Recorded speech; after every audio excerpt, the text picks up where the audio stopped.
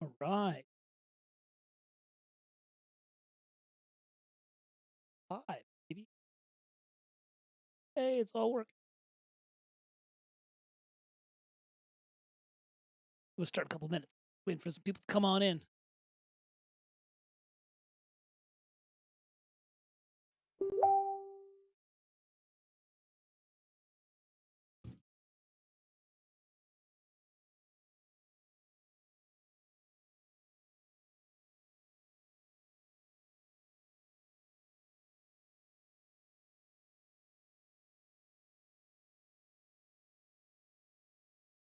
All right, let's get ourselves up and running here. We're going to start in a couple of minutes. Let me just first let everyone know that I'm online. We're going to rock this out. Okay. Live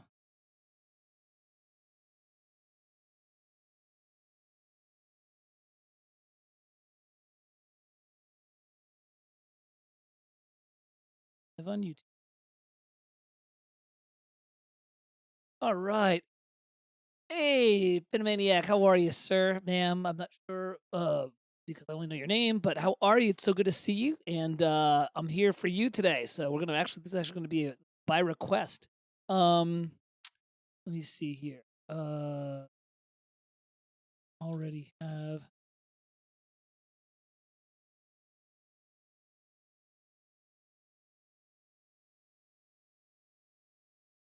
Okay, so sorry about that, guys.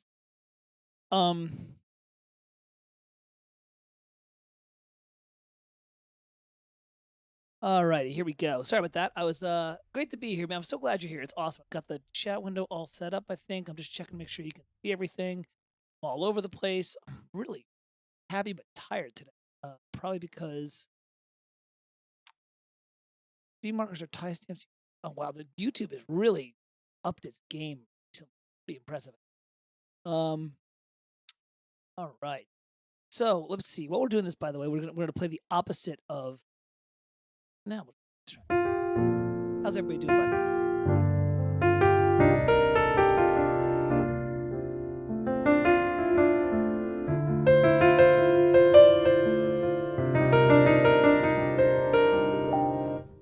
Yeah, it's gonna be. Oh my god, music ping.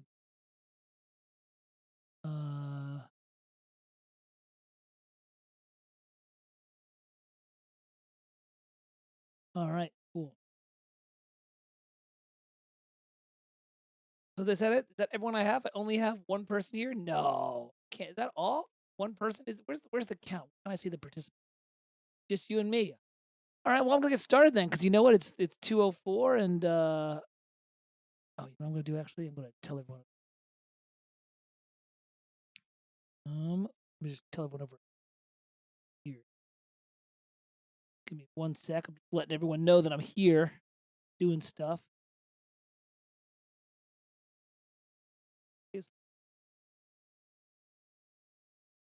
All right, there we go.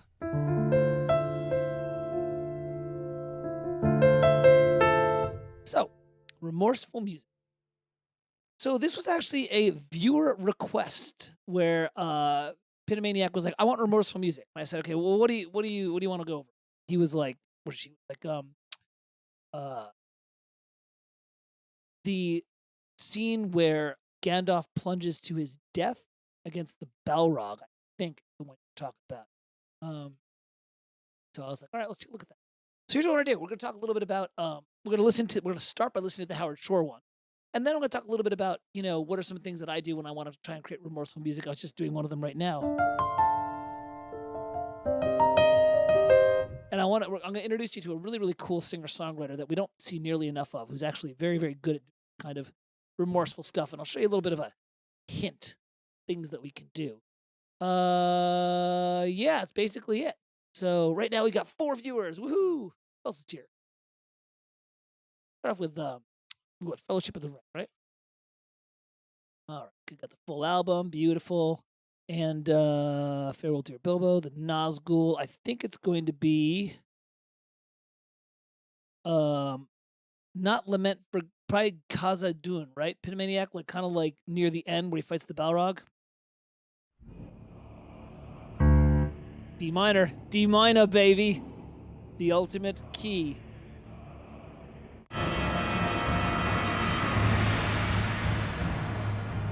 This is them when they're going down the falling stairs. Okay, tell me, Epitomaniac, if I'm in the right spot here.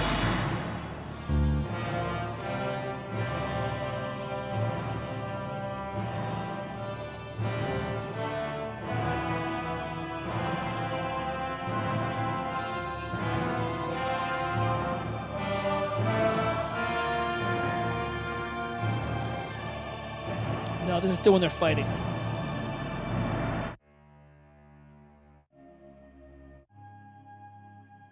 Is this the spot here, Epitomaniac? Is this the...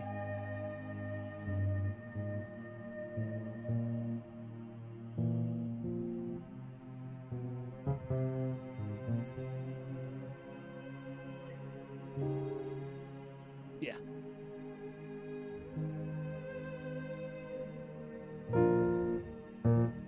It's my tuning. Wow.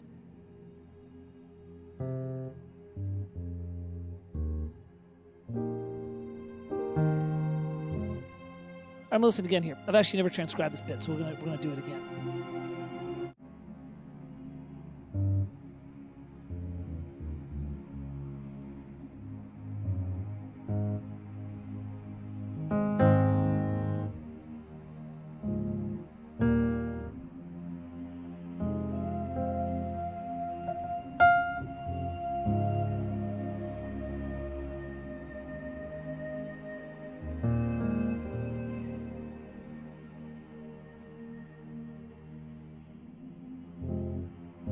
All right.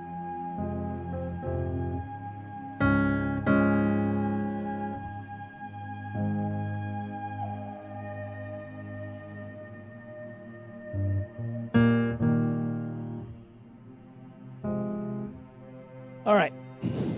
You're gonna hate this. The Epitomaniac, I'm talking to you about this because you're the one who requested this. So here's the good news.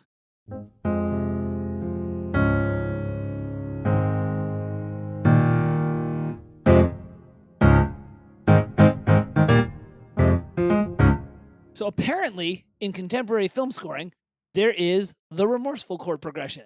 And because literally Howard Shore's progression right there is the exact same one as... Which is probably why you like the pirate things from Pirates of the Caribbean, because it's the same chord progression. So right off the bat, that's okay. So basically, we've just found one progression that seems to indicate remorse in the right context. So since I was able to play the exact same chord progression, and one of them was contemporary pirate music and one of them was remorseful music, I don't think the chord progression is the only thing that makes this work. So let's try and figure out what does make this work. And people can chime in if you want. Anybody wants to kind of weigh in on this. So if you listen, what's he? Pedal, big.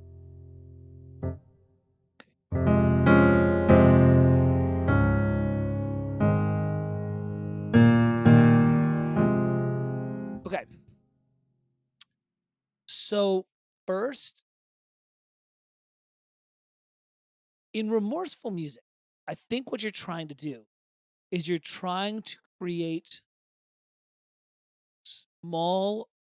Can you have a keyboard on screen? Oh, yeah. Hold on a second. Let me do that. Okay, let me do... Oh man, I want to use... let's see if I can... can I show in Keyscape? Can I show my keyboard? If not, I'll switch over to Contact. Although, man, Contact. Yeah, let me show the keyboard, okay? Here, I'm just gonna get rid of this. Here's what I'm gonna do. There's gonna be a lot of times that I'm on Contact, I think. No, you know what? Go to Sibelius. All right, give me a sec. We're gonna go to Sibelius, because then I can actually show some stuff. All right. So, a lot of what makes music remorseful is the stuff that is secondary to the harmony. It's what doublings you're using, what octaves you're in, stuff like that.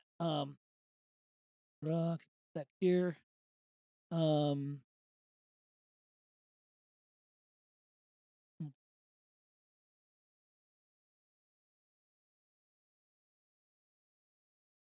We'll do orchestra, and we'll do film orchestra. Oh, I should have set this up beforehand, but that's all right. All right. Go, and here's some stuff. All right, here you go, Pinomaniac. And don't worry, there's a keyboard coming. I got to just quickly do a little bit of noodling around here. Got to get rid of all these doubles. Annoy them. That. A keyboard. You need a piano.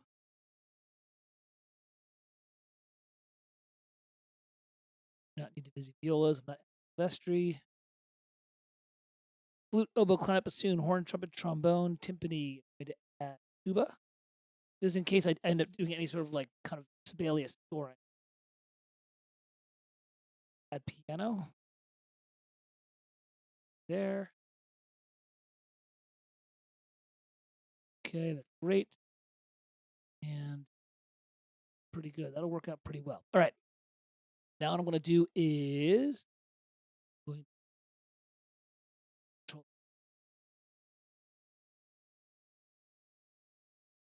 don't worry, I'm going to get this.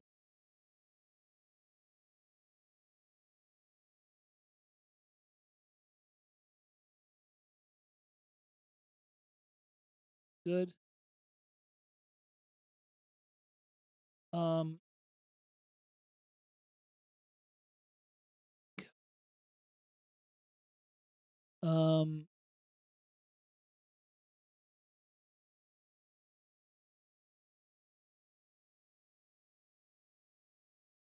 All right, keyboard, right?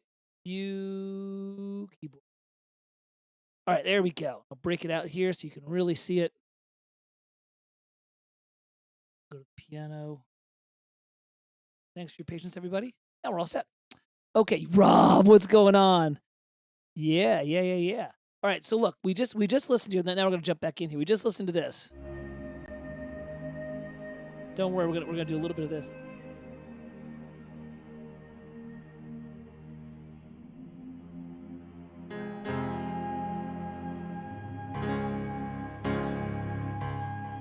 I'm gonna go down an octave.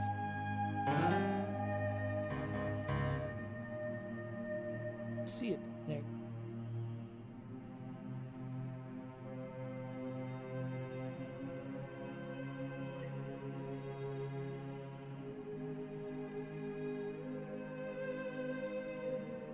There we go. Okay, that's going to help a little bit. Can you see it now? Yeah, Lord of the Rings. We're going to do Lord of the Rings, and this is the scene where, hi, Studio Dog, where Gandalf dies.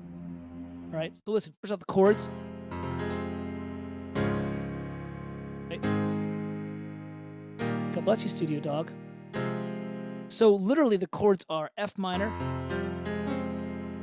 D flat major, A flat major, E flat major. Still on full cam view. Gandalf. Oh, thanks. So here it is again.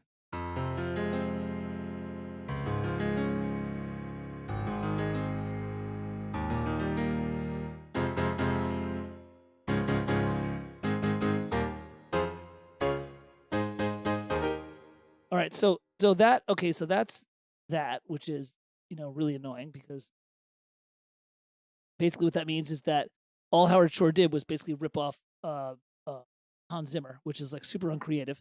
Yeah, dude, it's 101 pop. Like anyone who thinks this is like freaking hard it's not. It's super easy. Let me go to the play. Let me bring up. There we go. All right, so the chords are simple. So let's listen to what he's doing with it to make it work. You know what I got to add? Because there's the choir. So let's see. So what's Remorseful? Let's now take this and actually blow this out. Let's listen to what's going on here. Okay? So first of all, the human voice, by its nature, wordless human voices are by their nature very remorseful, very kind of wistful. Because what they're doing is they're anchoring to our heart because it's a sound that we know how to make. But since there's no words, it's going right to the emotion, which is why all those wordless vocalises, ooh, ooh, just sounds so amazing. The love theme in Dark Crystal, you know, that kind of thing. So let's break this down here, okay? What's happening right here first is, I'll move this over here, is the violins, the cello. All right, I'm gonna do this.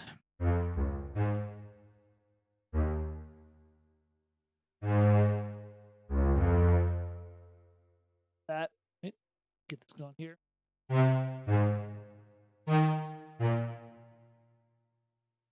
This is all piano, right?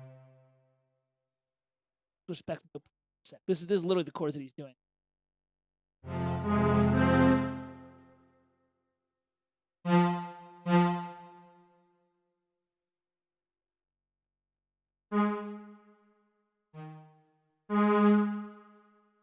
That, I'm just getting this out right, bang.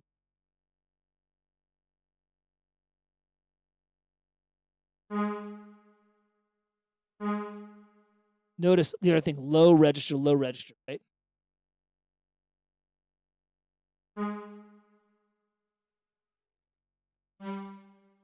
Open, price was probably open. Probably that.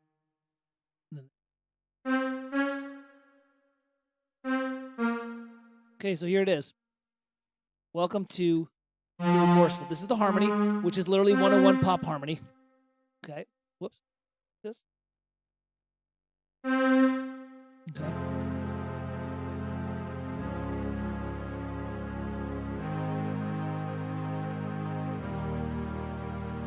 That's basically it. There might be some subtle voice theme differences, and then you know what he did?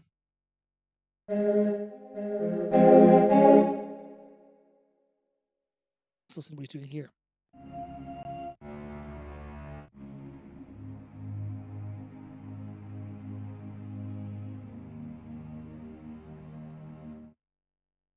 And then he took this.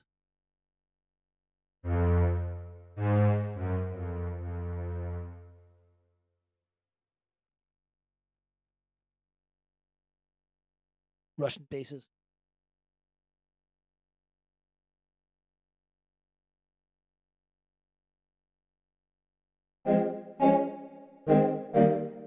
Literally doubling the strings with choir ooze. That's all this is.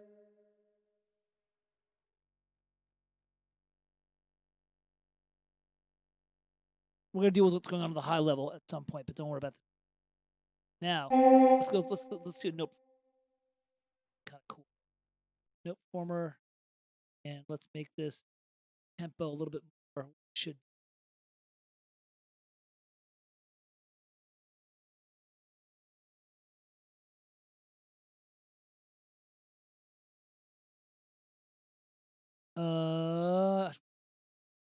Make this.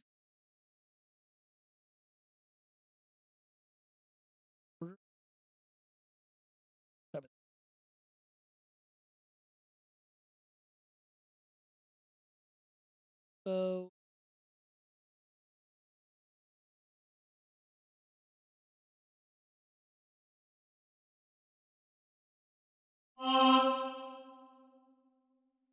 Just the best way to start with Remorseful music is to figure out what the heck's going on. So this is all this is. It's Hans Zimmer's Pirates of the Caribbean score done slowly.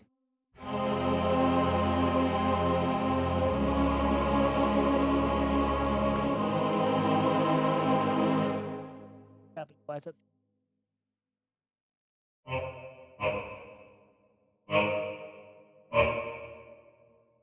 Check parts. They've been right.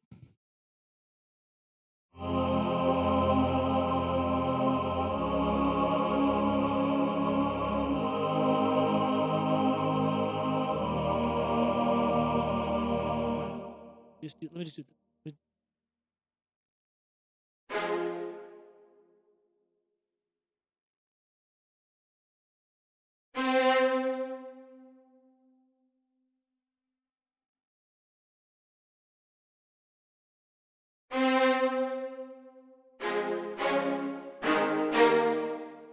Okay, sorry everybody. I'm just divvying this up so you can actually see the orchestration.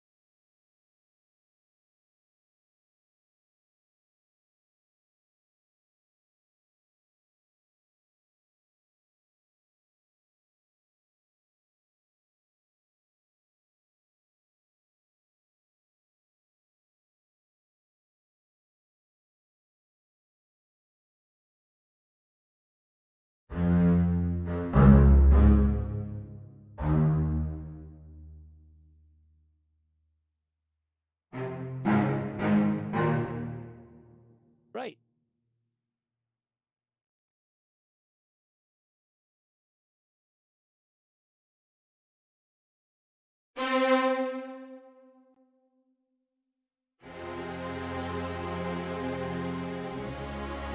Yep, there it is. Oh, yeah, I do have a gate in the chain. Yeah, sorry about that, Chris. I'm trying to do it so I don't have to wear my headphones. But let me go adjust the chain. Give me a sec, Chris. Let me go into my mic and go into my settings and my filter. And let me go Reaper vocal gate and I'll edit that. And my gate is 36.7. I'll bring it down a little bit more. So it's more like 40. There we go. Okay. There we go. So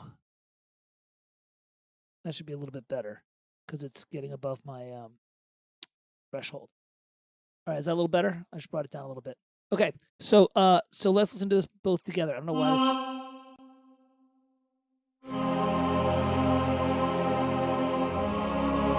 There it is.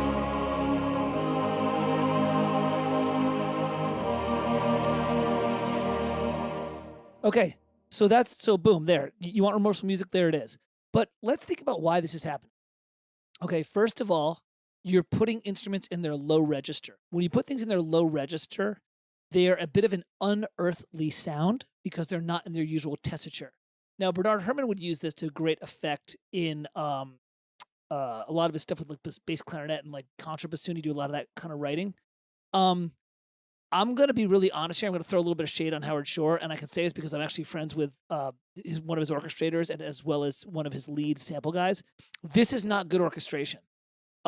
It's unnecessarily making the strings low, and it's creating a lot of mud. And actually, I heard stories about how the engineers had to do a lot of EQ cleanup to do this.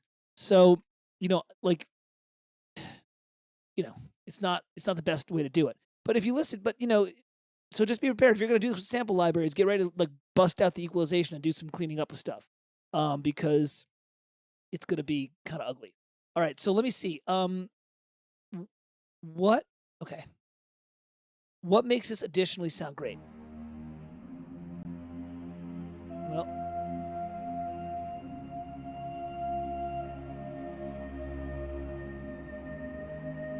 all right. So what this person added, what Howard Shore added, was just a kind of random ethnic vocal kind of thing, right? Okay, that's cool. It totally works. But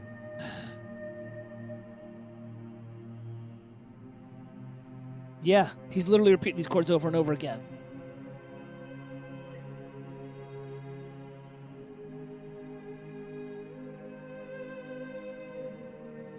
All right, so apparently if you want to do remorseful music, just do pop harmonies in low strings and choir. That's one way to do it. Let me show you another way that I like. I'm just going to have some fun here. Play.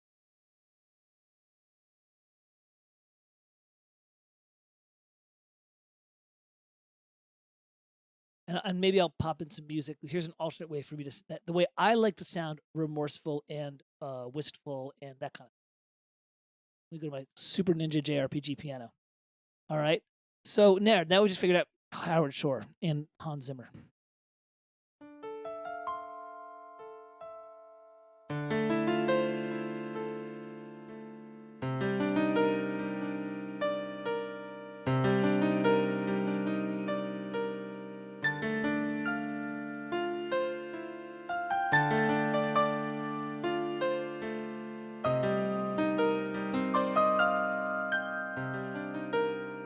Okay.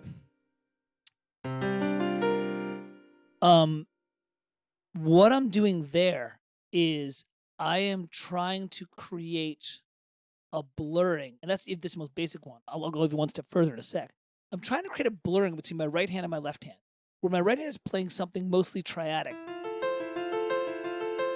and my left hand is playing something that implies a different triad. And so you get this weird little blurring, and to me that feels very wistful and somewhat remorseful.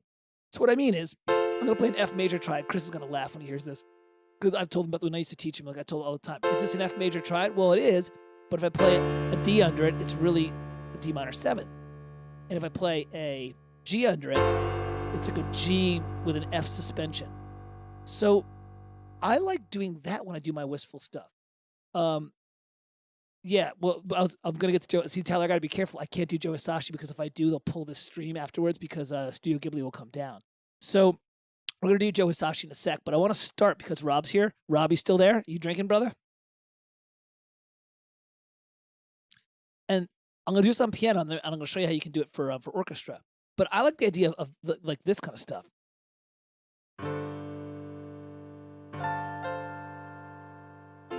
Right? So look what I'm doing here. G and a D. That's implying kind of a G minor thing. But then I'm playing an F triad. And this blurring, and you'll notice I'm real focused on it being a triad on my right hand and a root fifth on my left. Okay, so I got this trick from you could Joe Hisaishi is awesome. I'm gonna cover him in a sec, but I'll just have to play it. I got this trick from, and Rob, I was doing it naturally from having heard stuff, and then Rob on the stream reminded me of this, and he was like, and we were talking about Joni Mitchell, and he's like, when we started analyzing one of her pieces, it was like, oh my God, this is where get this from. So Joni Mitchell is a singer-songwriter. She was really hot in the, she was really present in like the early 70s to 80s. I don't know if she's still alive now, Rob, is she? But I want you to listen to this title, and we're going to pull some harmonies from it. You're going to be like, wow, there's a lot of stuff we can do here. This is Blue from the album Blue.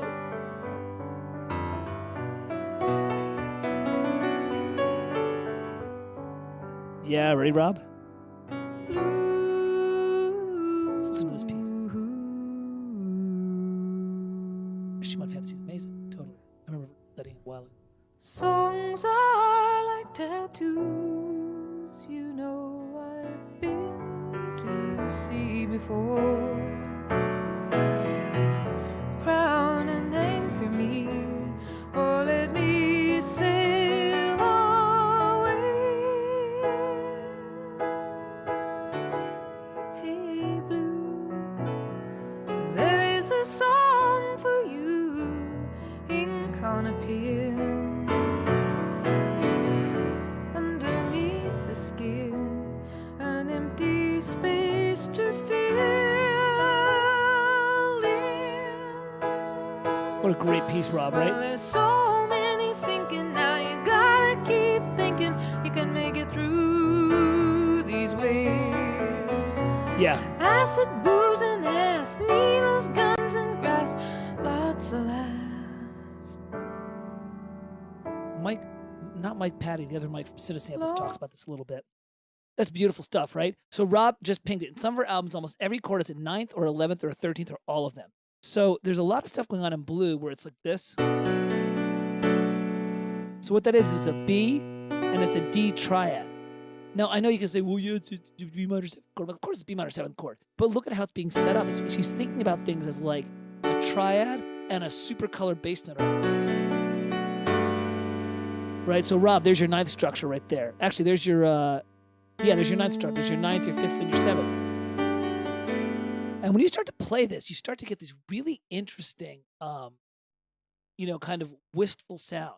Because what's happening is your brain wants the triad to give you one information, but your left hand is making it think something else.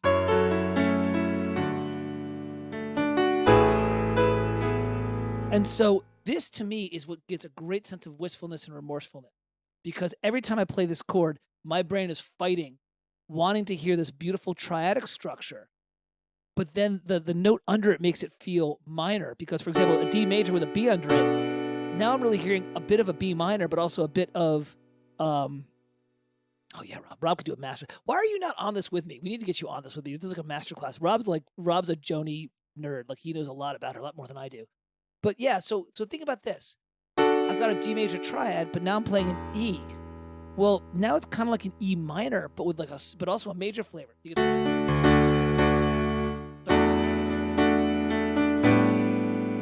Right? And then, and yeah, she also makes so many suspensions they don't need to resolve. Yeah, because I think she's almost just thinking about them as just like big upper interval tensions. So if you get like,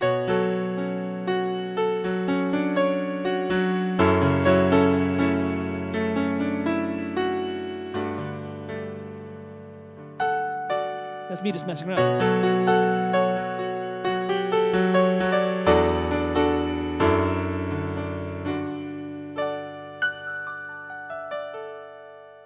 Play as something pretty.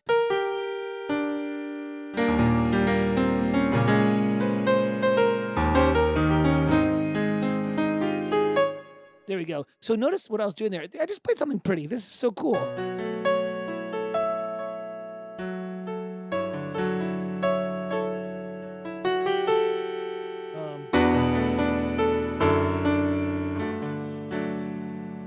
Right?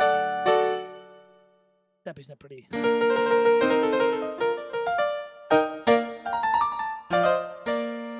There we go.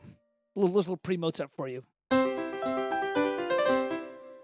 And Joni is not sappy. Joni is wistful and remorseful. Sappy is, God. Sappy is like.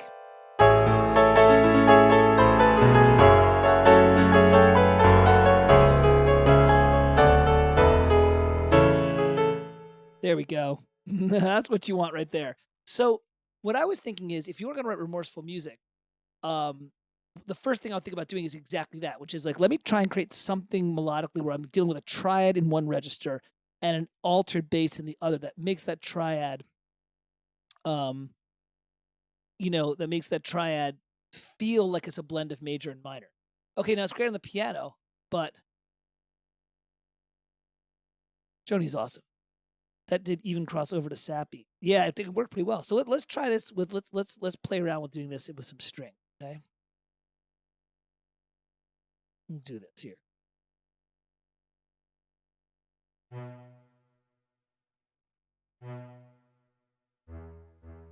Okay. We'll do this.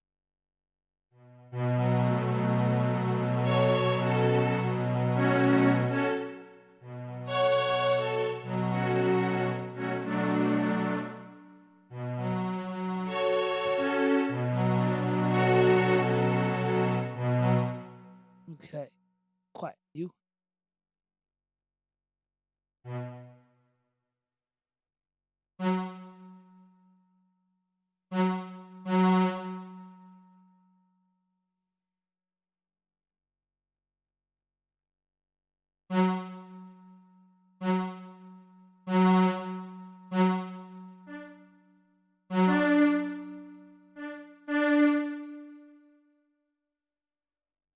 Dun, dun, dun.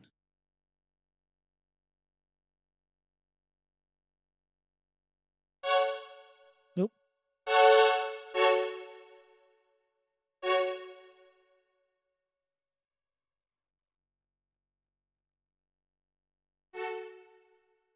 Okay. So this is like a little thing you might do with the strings. But we have to not have it be crappy.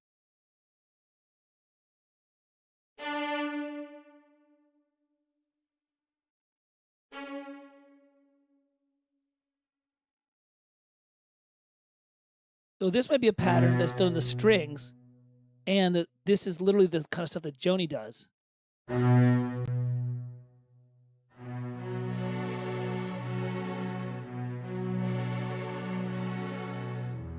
Right?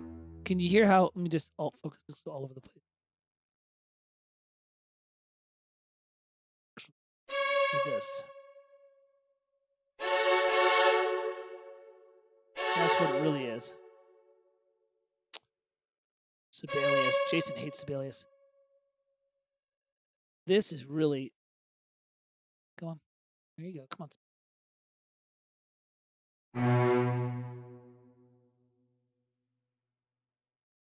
Here we go. So this might be what you actually hear.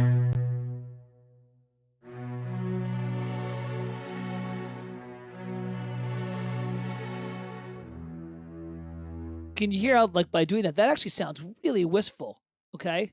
So that right there is a much cooler way. And what I'll do here is, here's what I'll also do. I'll just repeat this and I'll change.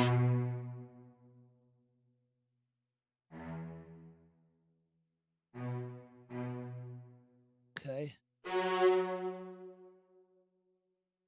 Whoops.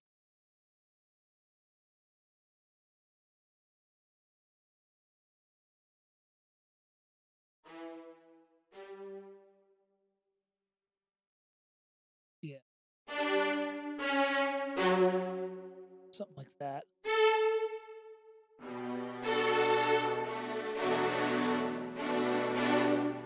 Oh, wouldn't change that at all.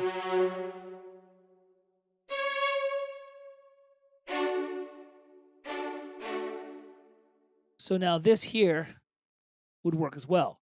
Doing the same pattern, just moving to a different. Listen how wistful this sounds. This is wistful.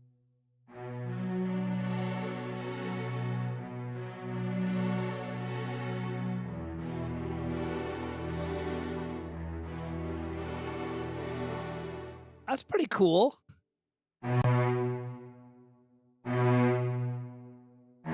That's very cool.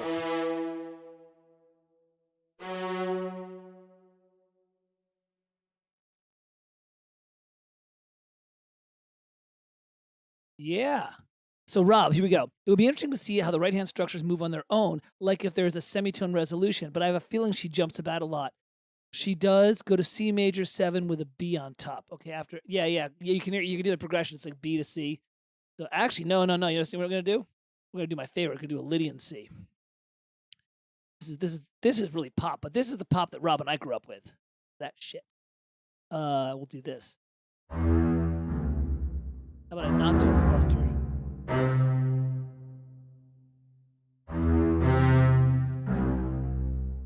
Okay. This. I'm just messing around.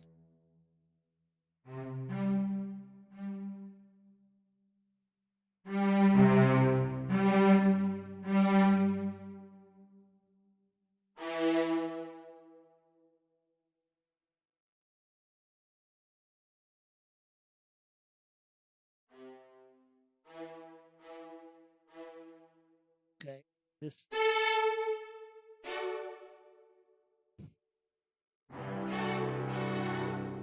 Yeah, that's a little more Japanese role-playing game. So check out this pattern that I just built. And I did a Lydian one, Darren. I did a D major over the C. All right, go for it, Rob. Come back in a bit.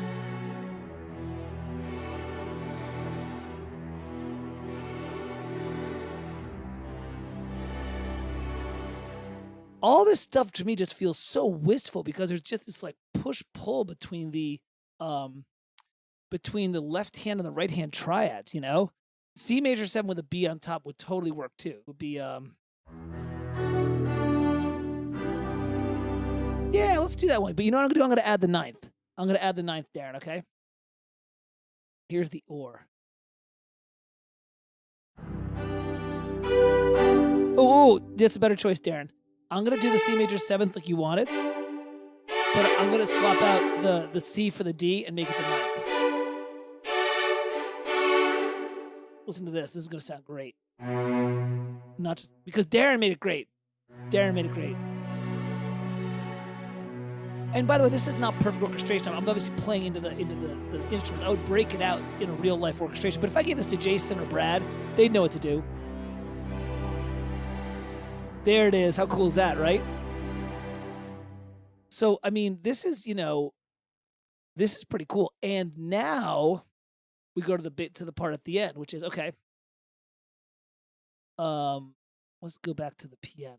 So what do we want to put over? Now we put something melodic over it. Now the other thing about Remorseful is I like fifths in this stuff. I like that an awful lot. Yeah, you can go 1,000 places from here. I like fifths, and there's a great piece in Mr. Holland's opus called Rowena's Theme. Let's see if I can find it. It should be Mr. Holland's opus. Let's see if I can find it. Holland's opus. Yeah, it's Rowena's Theme, isn't it? Here, listen to this. This to me has always been very remorseful.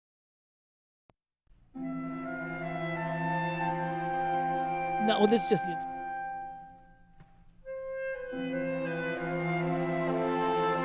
It's a great cue, too. This is all just preparation, you know, just kind of like noodling around. Here it is.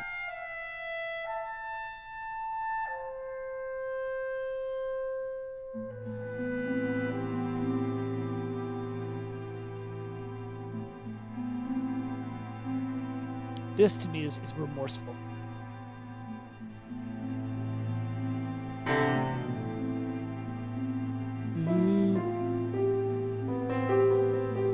Yeah, that's it.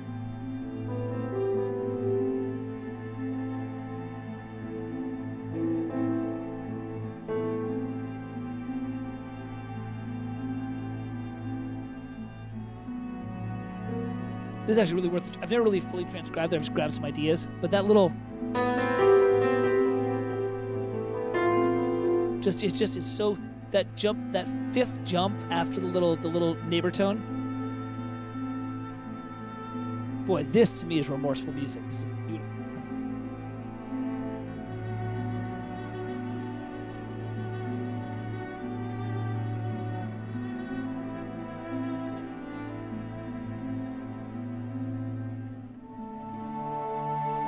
Listen to this.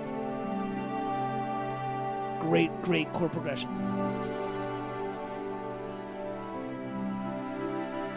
No, with the 9/8.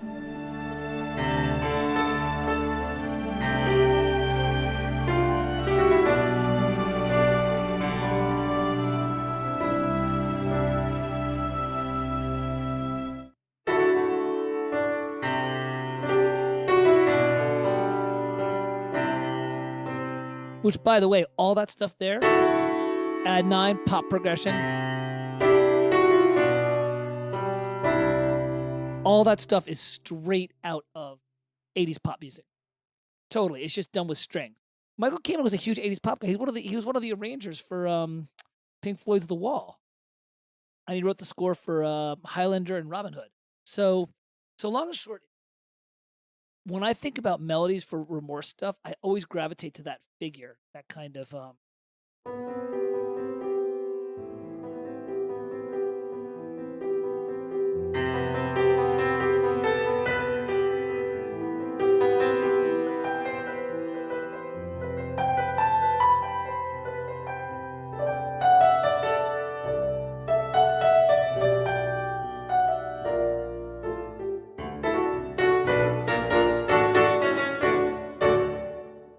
Kamen's great. I did a Farkle Friday on Kamen a while ago. So maybe for this, we'll rip off Kamen's idea.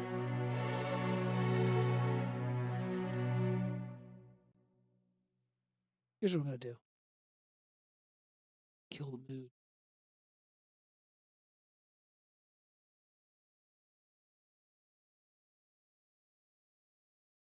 What are we in? We're in this B thing. Okay. Let's try this here.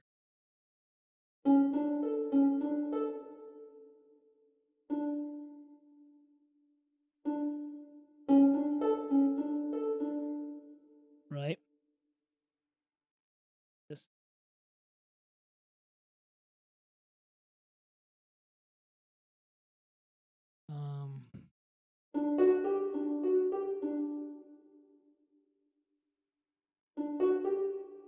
No, I want to brute force move it because I like this melodic figure.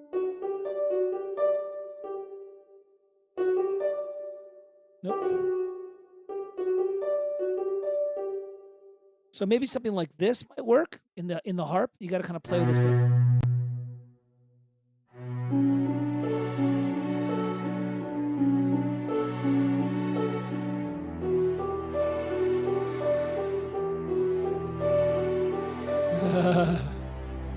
So that's something that's kind of cool.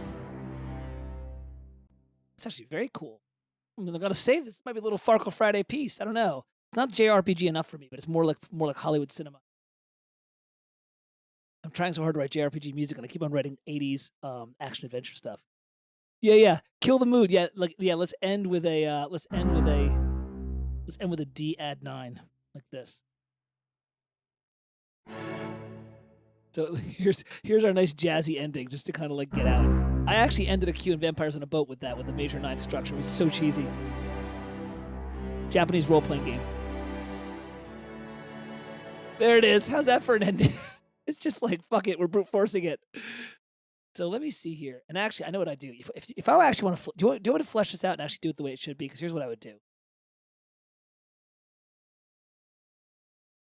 All right, here we go. Here's what I'm going to do. I'm going to do this, okay? Because I know what I want to do now. Because this is also fun for you guys to watch, I think, to watch me like do this kind of wacky shit. We'll do this. This actually needs to be a 2-bar pad. I'm going to go like this.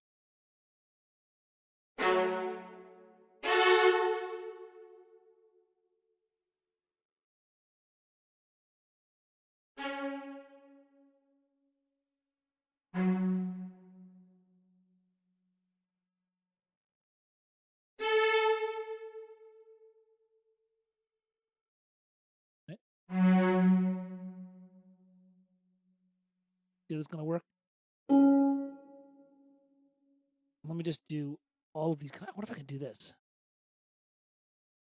Yes, Sibelius is awesome. Check this out. Good night, Chris. Good seeing you, brother.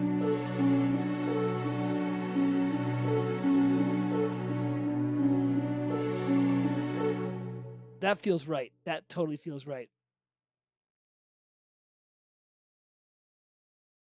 And now we're going to add a bar here. You kind of see what I'm doing here?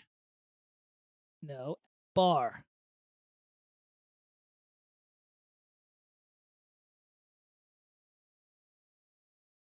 Right.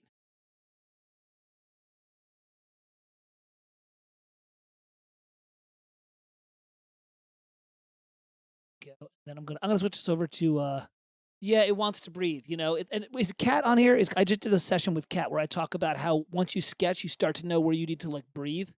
Like this is one of those examples where it's like, yeah, this stuff needs to, like once I did the first pass, I'm like, oh yeah, this stuff needs to breathe. Yeah. There we go. Now we can see what's going on, right? Hey, and by the way, Pinomaniac, I do not want to be busting on Howard Shore because I actually love his score. I love it. It's great. I'm just trying to think of alternate ways that like we might want to think about doing wistful and nostalgic music. Because we can't do Hans Zimmer's chord progression forever. It's already been beaten into the ground too much. So this is something that I think is kind of cool. And don't worry about this arranging. You can kind of see if you look at the thing. I'm just kind of voicing out chords to kind of get stuff. So you do this, repeat this, repeat this, repeat this, repeat this. Make these all eighth notes, or well, excuse me, footballs. Right? There we go. And then we just repeat this. Very cinematic. Okay.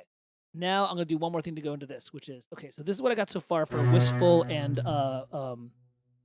yeah, it's just more tools in your toolkit, Pitomaniac. You know what I'm saying?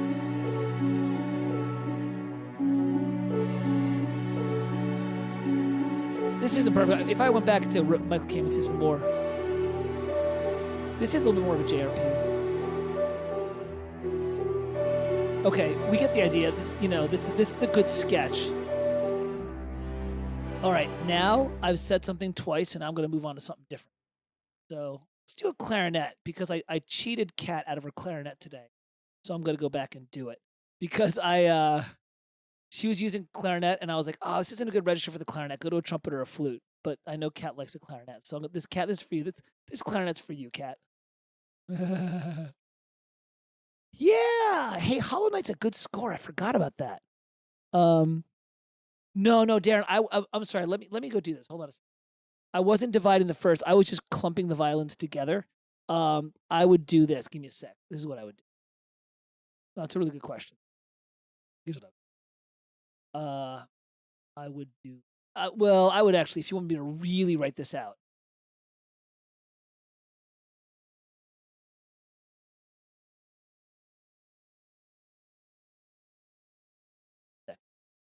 I would divisi. This is when I get to the orchestrator and be like, all right, you know what I need it to do. I would have the, yeah, there we go. Except I would also have, this is good enough for now. I would divisi the second violins. No. 1, 2, 3, 4. You know, I'm doing a divisi string thing. For yeah, I know. Taking away Cat's clarinet and using one myself. It's so mean, man. I would do this. This is a 4-note. I would divisi it.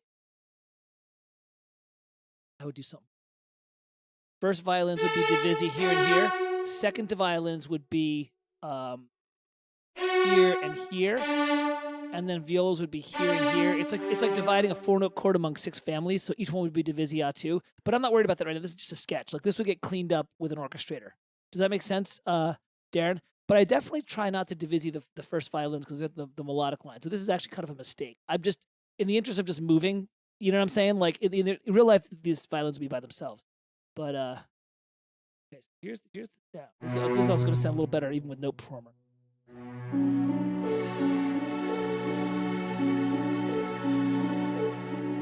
Yeah, it does have a little Hollow Knight feel too. Yeah, thanks, Kat. Which is good because I'm trying to write retro video game music that has that kind of color. But I gotta polish up. It's a little bit too chunky. Okay, the clarinet.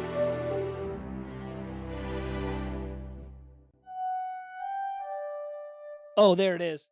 Now there, and then Kat, you're getting free. Everyone's getting a free lesson out of this. Yin yang, right? I did low arpeggiations in a plucked instrument. So now I'm going to do high, and I'm writing this in the clarinet. And Kat, this would be an example where I would say do it in E flat soprano clarinet because this is really high for a clarinet.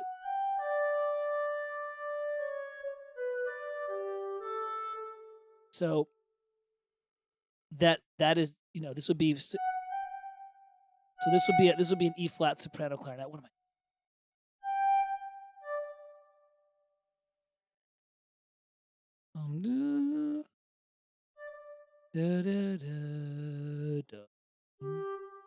Yep. Whoops.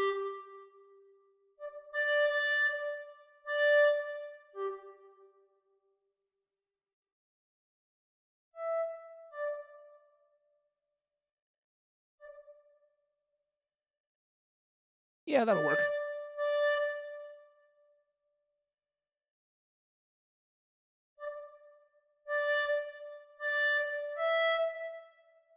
By the way, I'm also just there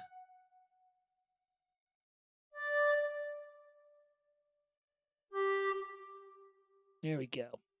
This is just a quick little line I just wrote just to, you know, kind of do something. But now if you listen, the harp's invisible. Yeah, the high clarinet is beautiful, but it needs to be. And don't get me wrong, a professional clarinetist could get that. It's not. It's, you know, it's just a little pinched up there. Give it to the soprano clarinet; they can just sit on that, you know, or soprano sax. It's very wistful.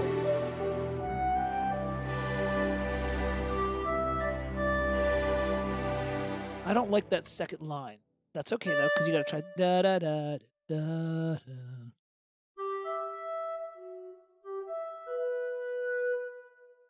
Oh, I know why. Because I'm repeating the D. That sounds stupid. Right. We'll just make it simple. Don't overthink it.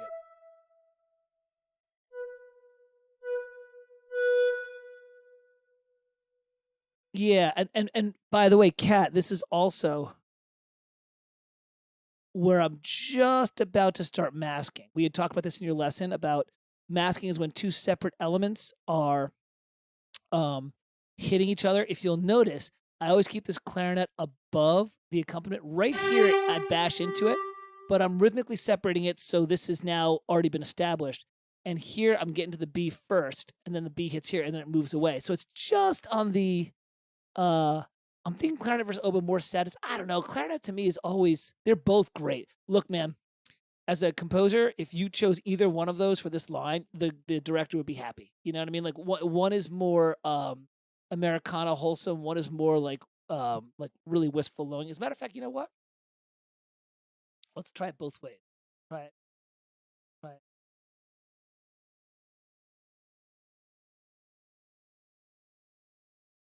Let's. This is actually a pretty good cue. And by the way, notice also I am desperately trying to avoid footballs in the string. Right? Can't stand that. meaning I'm trying to create some motion, right? Like, look, these kind of, and I'm staggering the attack, so it just sounds cool. Yeah, let's try both. Here's with the clarinet. Yeah, I really like this. I'm saving this, man. This is going to be my little work in progress of piece. I don't know what it's going to be for. Maybe I'll just do it as a one standalone piece. Now, here's the clarinet.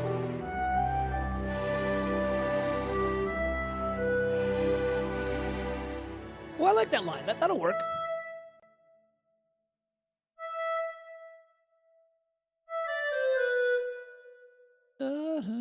That's what I want. That should work.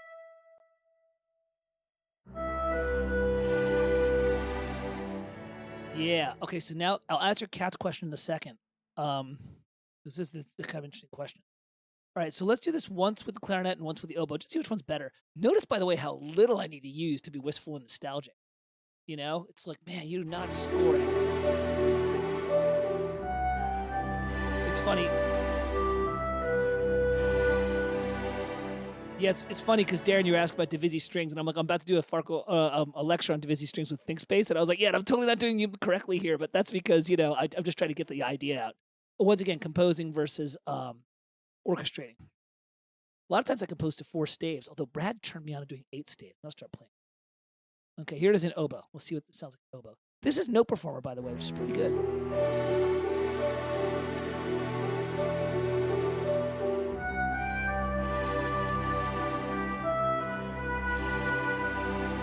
It works. I like clarinet better. And since it's my piece, I get to fucking pick. So, yeah. So, Kat, do I use Sibelius templates? Yes, and I'm working on them. Here's what I did. I am really committing to writing in Sibelius first. So I have the following. I have a template that is 4 staves and that's 8 staves. And that's actually used for my tablet so I can write on it. And they're just, they actually don't do anything.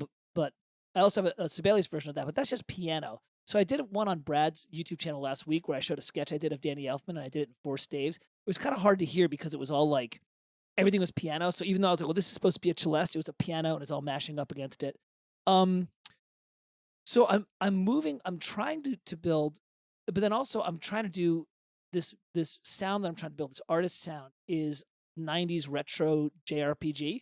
So I actually built a template in Sibelius, I'm about 80% done, where the entire template is populated with sound, the Roland sound camp. And so that actually is one that I could write it. Oh yeah, Darren, that one might be up. Like I think Brad keeps them behind I think he just puts them away. Like I don't know if he posts them publicly. But it's all right. You can ask me or whatever. Well, maybe we'll do another one because Brad and I try and do it like twice a month. Anyways, Kat, I have one that is truly a JRPG retro 90s synth one, which sounds great if you like the 90s sound. And I'm kind of been scoring in Sibelius now. I've been scoring to full orchestra now because it's kind of like I know what I want it. Once I do a sketch, it's like I kind of know what I want it to sound like and I know what the instrument registers are. So aside from this annoying thing where I accidentally, messed up the Divisi, which, I would fix if I was actually giving this to a proper recording, I'm just kind of writing to full orchestra now. But I always start with a piano sketch. You saw I started with some sort of piano sketch noodling around to get some ideas. So, yeah, I mean, this is a, kind of a good beginning on. Let me see here. I didn't mean to turn this into a bit of a speed composing, but it's.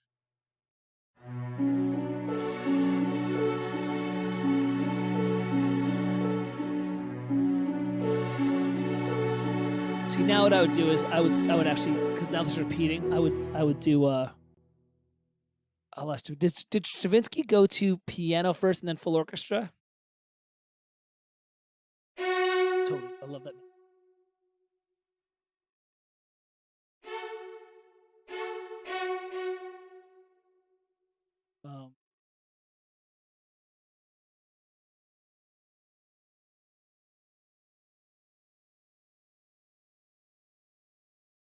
So that would be. This would be more like what you'd want to see, right?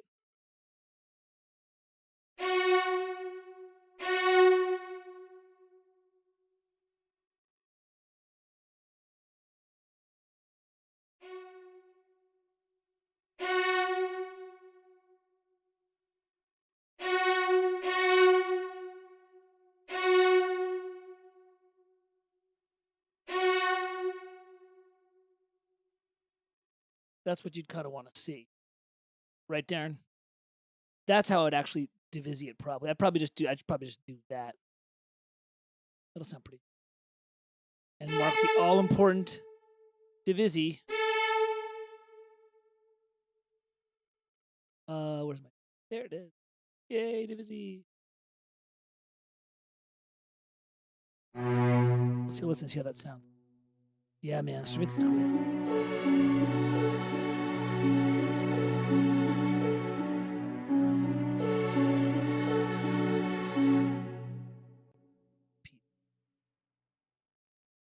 Although I might change this one little bit. I might go. The problem is I'm bumping into.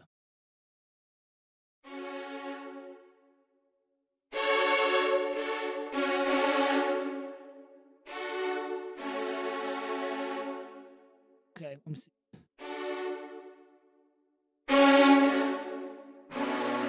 Yeah. Okay. Hold on a second. Now I gotta do this. I'm doing a little bit of a development.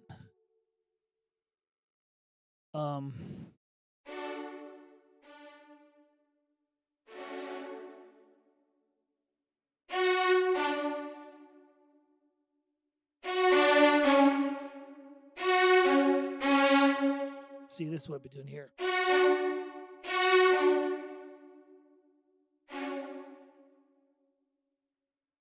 Sorry. You got me to what? This is how I voice it. Okay.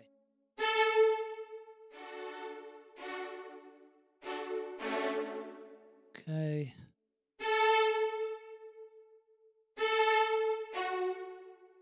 Hey. This would probably be what I would do. Yeah. Sorry, Schoenberg. Real composers don't compose at the piano. I compose everything at the piano and relayed.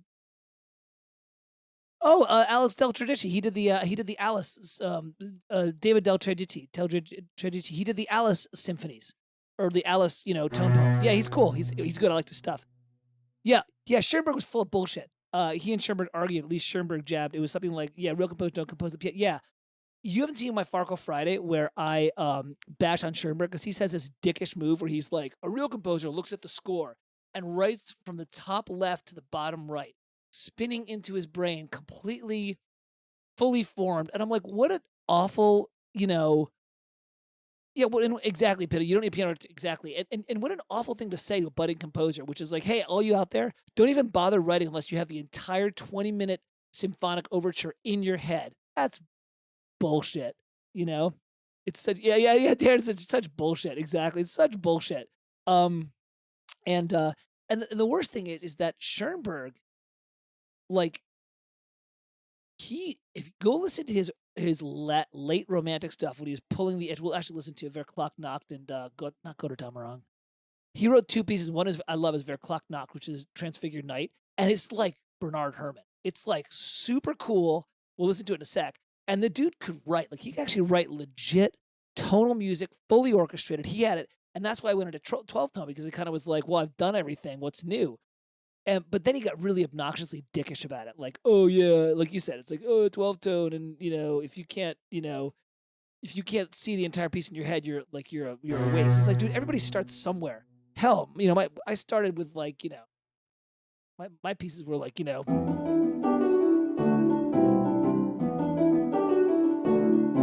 that was like my very first piece I wrote when I was like, 11 or something like that, right? It's like shitty pop. We all start somewhere. So don't be an asshole, teacher. God, there's words to live by. Don't be an asshole. Oh my God, Rob needs to get back here because this is fucking Joni Mitchell. Yeah, see what I did there? Where I just kind of took the figure, I just like moved it down a little bit. That actually makes it a lot nicer. And then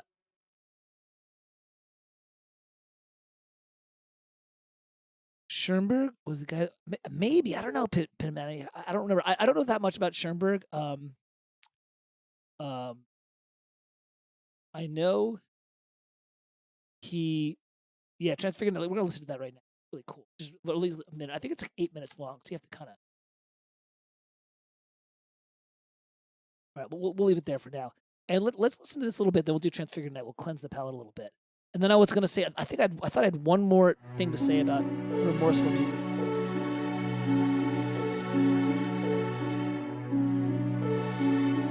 can really hear I lifted from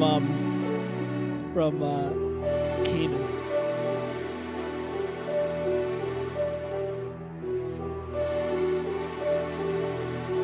I know it changed the harp a little bit, but no.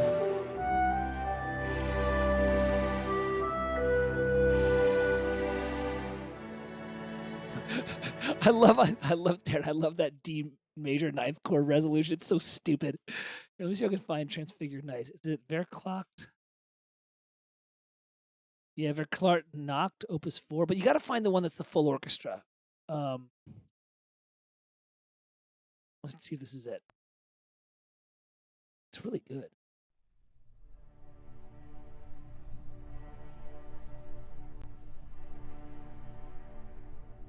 And I remember studying this in undergrad, and everyone was like, "This is such edgy harmonies." And then once you start like transcribing like some 20th century film composers, you're like, "Okay, this is totally manageable. It's still brilliant."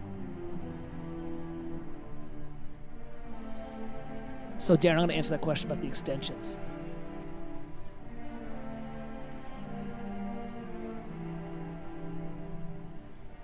Y'all can hear this piece, right?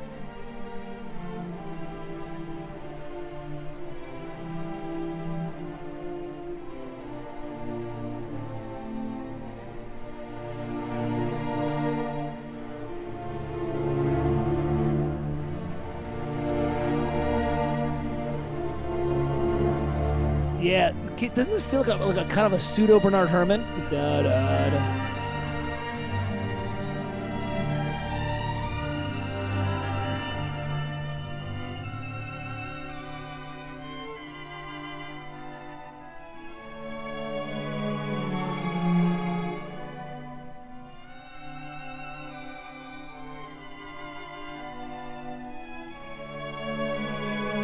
This is really worth a study, this piece.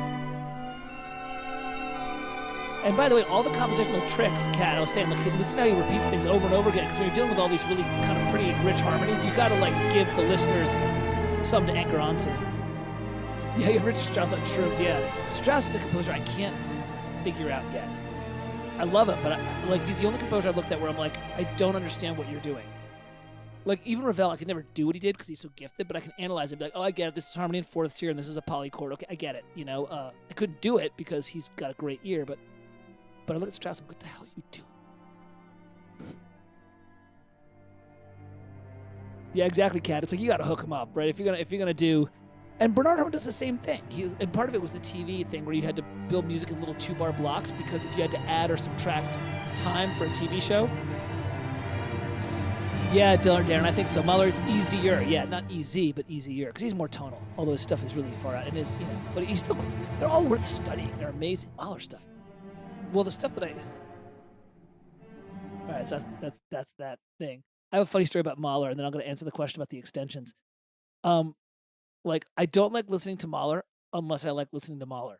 What I mean by that is, like, I don't like Mahler stuff except for like the 3 or 4 pieces of music that I love by him, and I love those pieces. It's like feast or famine. Like, I love his first and his second symphony, and I think it's his fifth that I love, and I can't stand all the other ones. Like, it's so funny because it's like, because it's such an investment in time. You're like, all right, we're gonna watch the second symphony. Let's listen to it. It's like, all right, dude, you got 85 minutes because this is what it's gonna be. It's like watching a TV show, and my brain is so hurting by the end of it unless I love the symphony. The Resurrection Symphony is so freaking good.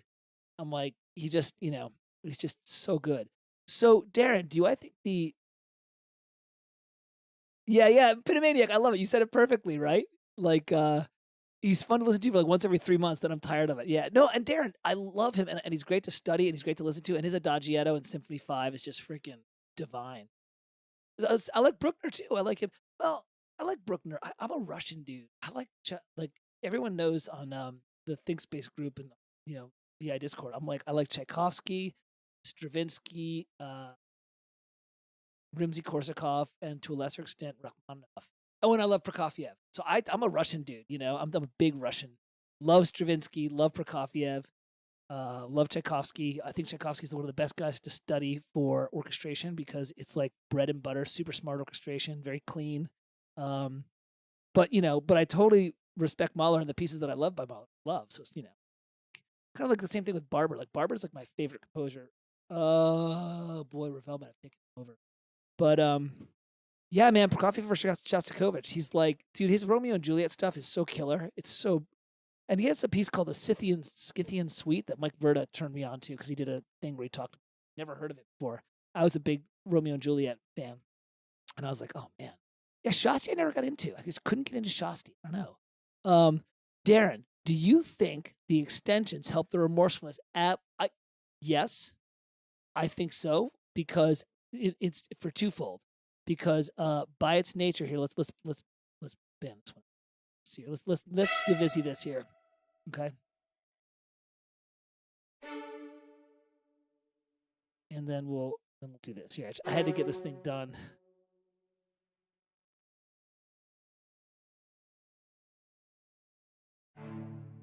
And I'll even divisi it for you guys. Because you know. This is for you, Darren. I'm gonna resolve this thing out, okay? Just because it'll be funny.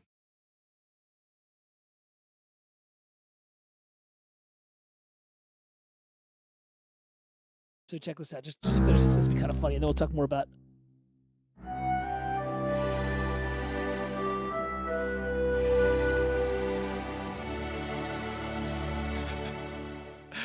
There you go. There's your D Lydian out, or your D major ninth out. So I'm gonna answer the extension question, then I'm gonna go see what the little chat was saying. Yes, the extension brings the remorsefulness, and it's a combination of two things. It's a combination of the extension, so like the sharp 11 above the D has a certain wistfulness, probably because it wants to resolve, but also this idea of like fighting tonal center, right? It's just got this like sense, just I don't know what it is. It confuses my ear, and it's beautiful. And Joni Mitchell turned me onto it, or re-turned me onto it when Rob Thomas got back in me with it. Right. So now Prokofiev over Shostakovich Lev. Totally agree. Do I know Gubalduni? I know Hinastera. All the concertos, violin and piano. Oh, Shostakovich's piano number 2 is pretty cool. I like that one. And Kat, have I heard of Anna Porvald's daughter? No. I have not. Is she a contemporary female composer? I try to keep track of. Well, I try to keep track of good composers, and so the female composers that are good stay on my list. Suck. And that's not being sexist. There are shitty composers that are men. Shitty composers. I went to Duke. There's some shitty male composers there. See Anna. What's let me see what she's all about. Is she yeah? Let me see Anna. Let's take a listen. Let's finish up with a couple of just little fun listening things. Anna Porvald's. Oof. Is that Borvald? Is that P or is that B? Let me go look it up over. All right, let me look up Anna Porvald. It's weird. It looks like that syllable. Oh, Anna Thorvald's TH. Oh, okay. Thorvald's. Oh, she's young. Look younger than I am. Oh boy, now she's gonna be better. It's gonna be sad. In the light of air. Okay, I'm already digging her title. I'm listening to In the Light of Air 2 Serenity.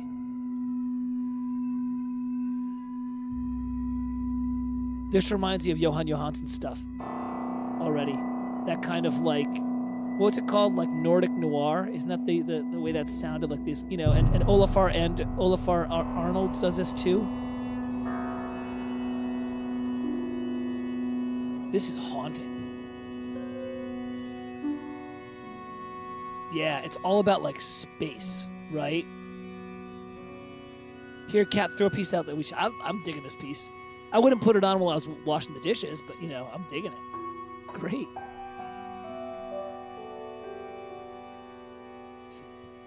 All right, these are some more tonal stuff.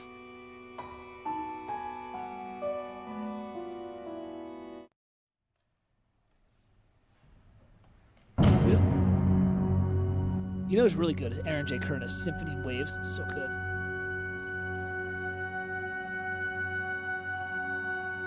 Well, this is another one of the same thing. Aeriality. Let me skip ahead and see if there's some tonal stuff going on.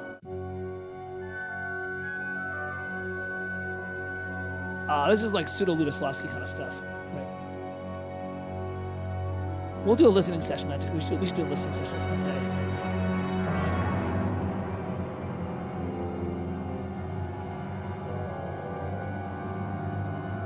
These masses of sound. That's a cool technique.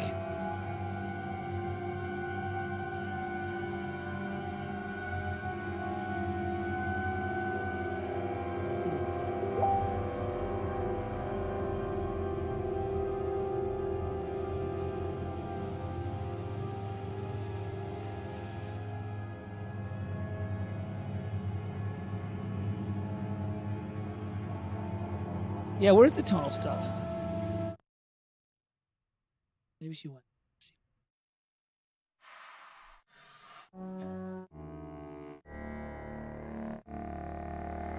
Oh, stop doing multi-finals with the bass clarinet.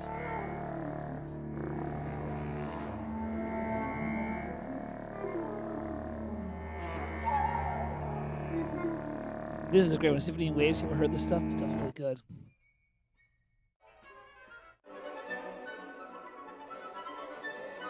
Nothing. This one. By the way, everyone thinks about what's his face, who did Matrix, was inspired by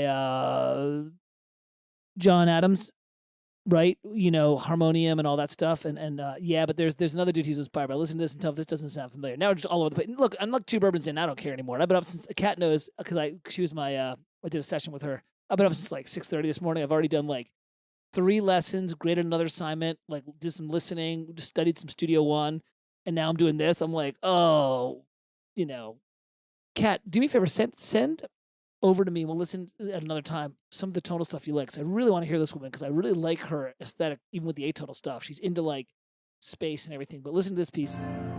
Tell me if this sounds familiar. Here goes. Sounds familiar.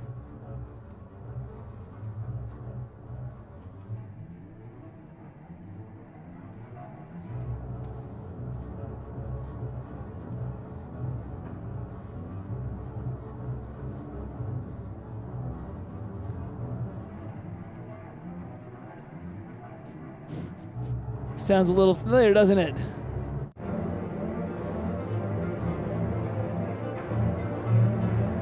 I guarantee you, what's his face did the guy who did The Matrix, Don Davis, listened to this and analyzed it because this has that feeling of The Matrix. This is not remorseful anymore. We've kind of moved beyond that.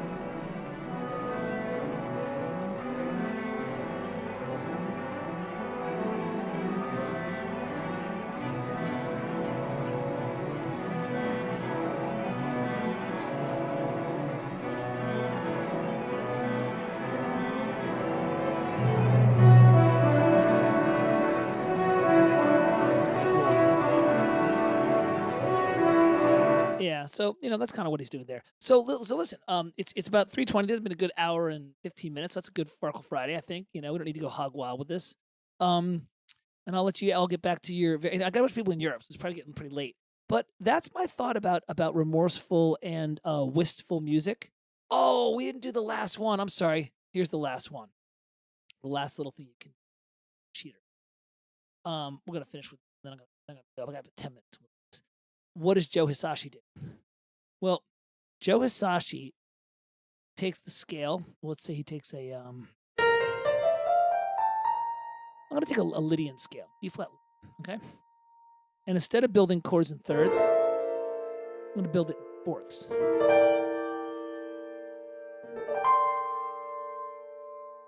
And that to me is the last way you can do Wistful. Move from harmony in thirds to harmony in fourth. And all that means is when you're building up your triad, instead of skipping one scale tone, you skip 2. Okay. And then you can this is why I have to write this. That to me is, yeah, Darren, these are going to be 2 p.m. Eastern time every other Friday, I believe. And the Fridays I don't do it, I'll be on with Brad on his YouTube. So I'm getting back to doing these. I'm trying to find out what content to do. That's why I threw it out to the crew. That's why I was really glad, Pity Maniac, that you were like, dude, do Remorseful. I was like, oh, thank you, because I need to know something to do. So Darren, yeah, basically every Friday, look at my site and look at Brad's site, Film Score Analysis, and one of us is going to be doing something. And I'll be on with Brad, and I'm going to get Brad to come on and do it with me because he's, he's like super John Williams, like pro. And he's actually, I think he's a better composer. Don't tell him he's a better composer. So I just like weirder stuff. So to me, that sounds very wistful. And this is oh, I should do a video on how to fix Symphobia. Yeah, I'm gonna do. I have to build this template. And I've been talking about it for months, but here's why. I picked up the Groove 3 Studio 1 version 5 walkthrough, and I'm like 3/4 of the way through it because I have to. I switched over to Studio 1. Reaper was nice, but I just love the workflow of Studio 1, and I figured out a way to load a big template into Studio 1 and not have it have 18,000 minute save times. Because I had a 35 gig template, and it was taking like 4 minutes to save, and that means every 15 minutes I would lose 5 minutes of saving. So when I do that, I can show some videos on how to fix Symphobia. Symphobia is great. I use it all the time. You just gotta know which patches to use and what to do with it. So if you listen, and let's talk about this here. So this idea of harmony and fourth is really cool. I did a quick Farkle Friday. I just want you to listen to this, okay? That's fun. I'm gonna do something really stupid.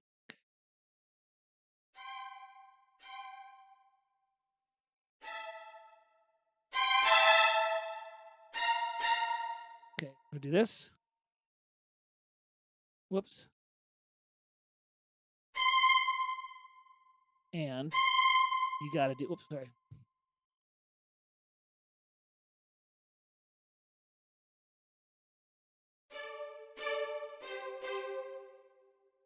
Okay, I'm just harmonizing fourths.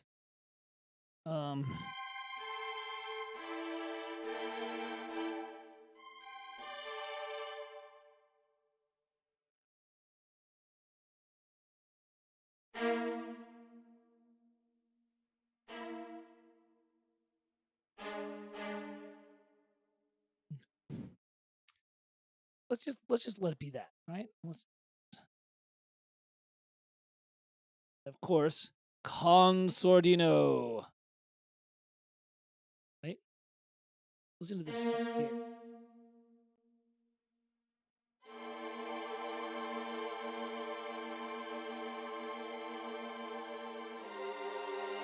Yeah, come on up. Come on up, baby. I'm just share what's up. Yeah, it's in with my long sleeves. Why is it too? It's in the middle. It's in the middle drawer of my dresser. Why is it too cold for?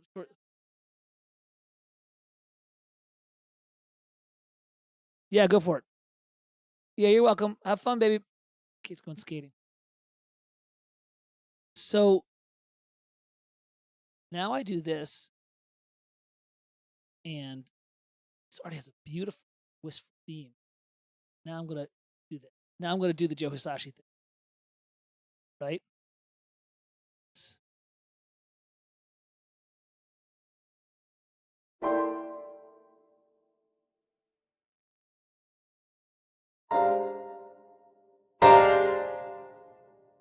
And then of course, gonna arpeggiate up.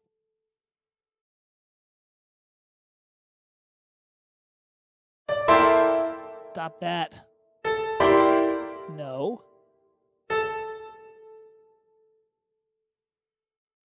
This is when Sibelius stinks cat. This is like, this would be so much faster to write. You know what I mean? Let's see if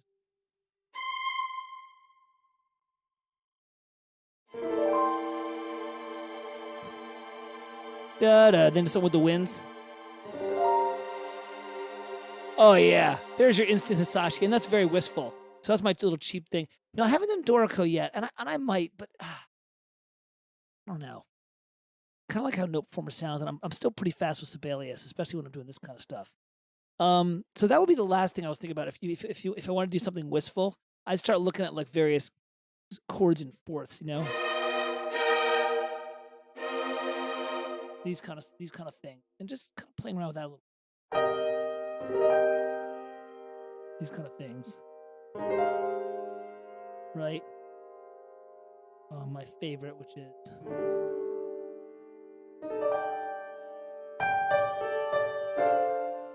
I don't know. Those are my thoughts about the different types of structure to engage in that create wistfulness. And of course, then it's all a matter of also what chord you move to, like the different chords. I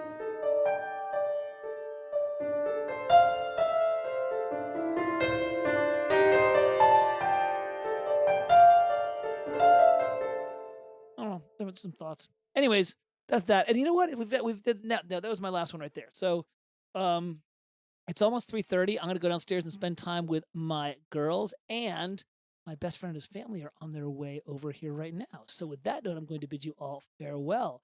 Hey, thanks for coming and joining me on this little like just Farkle reminiscence. Uh, um, Pitomaniac.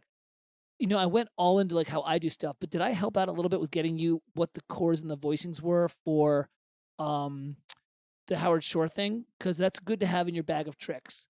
And it's gonna be, oh, you're welcome, and thanks for being patient. And as as much fun as I talk about him with the, oh, he's just using pop tunes, pop harmonies, and oh, it's just low voicing. Hey man, it works and it's great. Have it in your bag of tricks, and play around with different pop chords, but always check the voicing. Like kind of like, it's real simple to do low choir and low strings down there. It's a good way to just start from there. And that's all that was, except he added a high melodic vocalese. You know what I mean?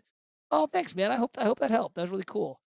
Yeah, you know what? Like I can throw shade, but you know what? Howard Shore is he wakes up in the morning by flashing his sunlight onto his 10 Academy Awards. You know what I'm saying? So, um, yeah, and that's the other thing is if it's an effect, like John Williams does something similar during the training of the Sith. He puts all these low clusters in the male choir. He wants that grindy sound, so it's totally cool like that.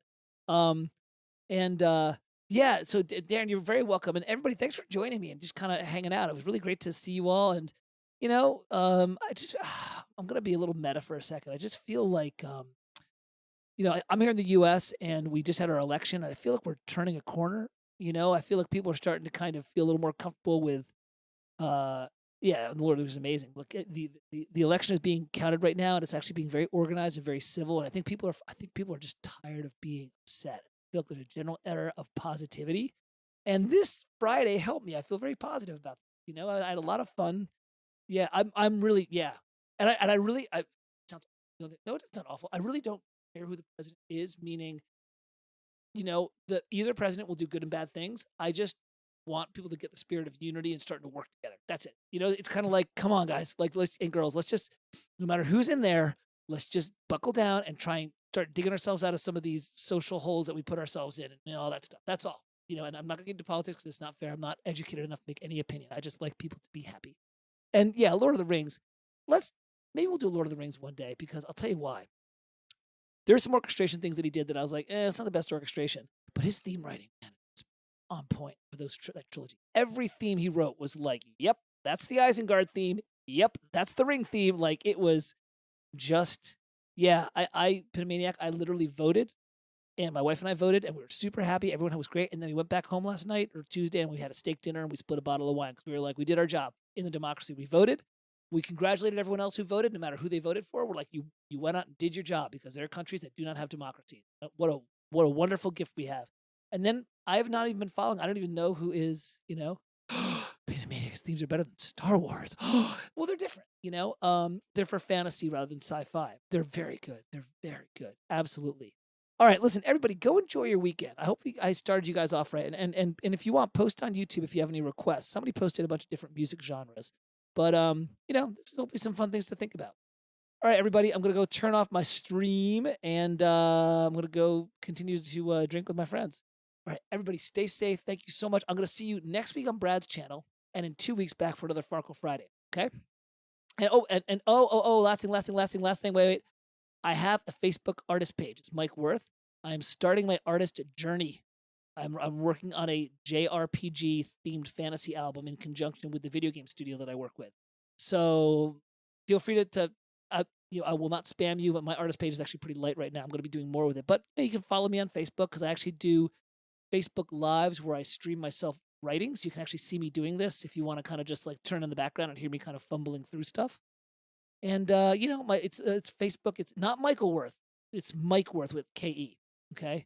I know. Finally trying to get famous. I know. It's like but it should be fun. And I'm gonna research music on Facebook and talk about why I'm choosing what I'm choosing, so you can kind of learn by seeing what I do, and see that everybody's warts and all. Like nothing's easy. This today I looked at this and I had like these ideas, but I'd have to go back and polish that thing. That's like it's too clunky right now. But it's a good first pass. Anyways, I'll see you all next week on Film Score Analysis, Brad's channel. It'll be either at 1 p.m. Eastern or 2 p.m. Eastern. And yeah, and then I'll see you 2 weeks after that. And then if you subscribe to my Mike Worth artist page, you'll get pinged when I do my online Facebook, which is going to be, I think, twice a week for like an hour. It's a nice little lunch break. Yeah, everything with notes is interesting except for Schoenberg. Well said, Pitomaniac. I'm really glad it helped out, bro. You have a great day, everybody, okay? I'll see you soon. Have a great weekend.